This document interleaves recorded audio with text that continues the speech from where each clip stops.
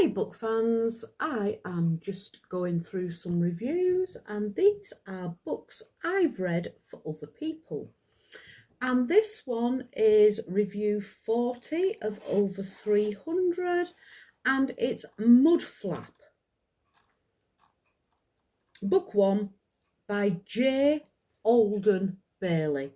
J-J-A-Y, Alden A-L-D-E-N, Bailey B-A-I-L-E-Y.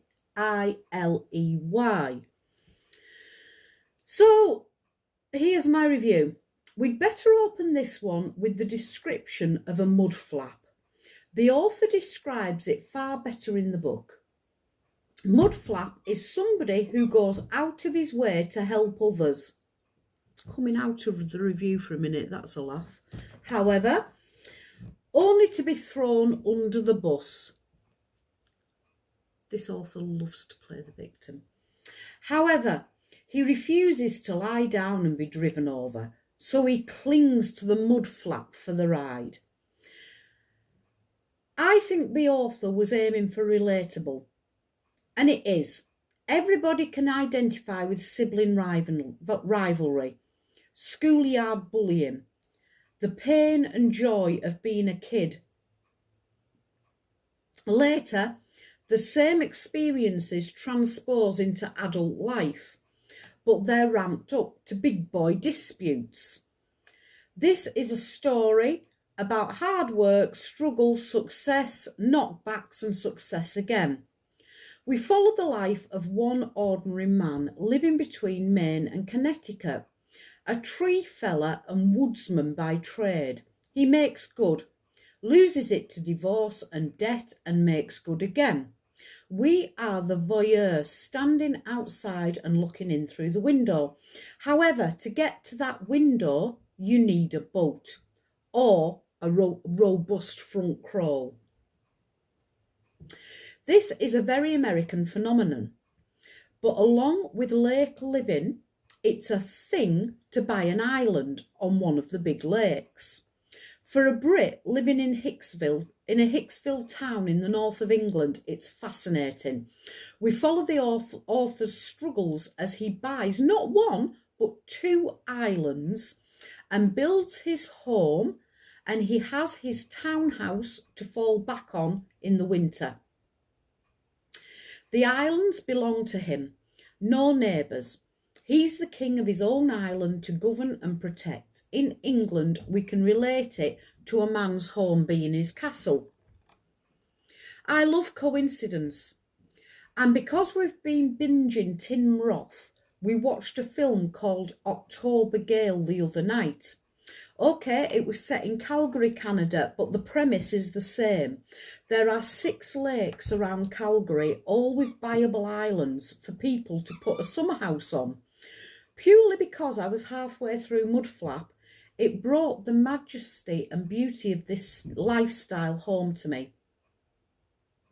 The film was terrible, an hour and a half of our lives that we'll never see again, but the 5 minutes of photography at the end made it all worthwhile. Reading Mudflap is a far better use of the time than that film. My dream life would be living 6 months of the year completely alone and surrounded by water, where nobody can get to me on a tiny island, and just being able to write and work in peace, my idea of heaven. Mudflap's life isn't all bliss though. We have ongoing disputes with his employees and neighbours. He still needs an access road to on the mainland and family. Another joy in this book is the author's love of nature and animals. We're introduced to his dogs and share his heartaches when they go. The story unfolds in a natural and easygoing way, and the style is stripped back and relaxed. However, the description is the star of this book. It's a storytelling delight to read.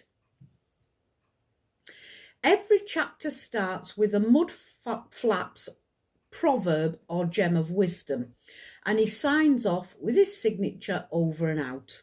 It's an enjoyable read from start to finish. I'm looking forward to the second book in the series, Mudflap, The Gloves Come Off.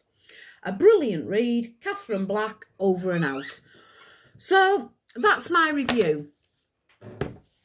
I'm going to talk about the character. This is a true story. It's a memoir. I'm going to talk about it as the author being a character in a book. He's racist, he's homophobic, and he'll fight in an empty room.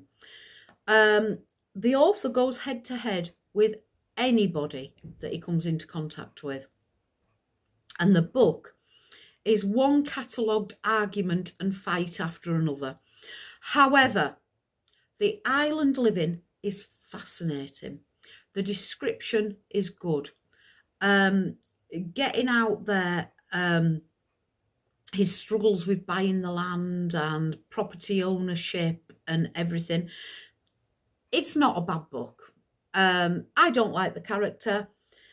I found him quite offensive and quite unpleasant to read, but the book is okay. It's worth a read.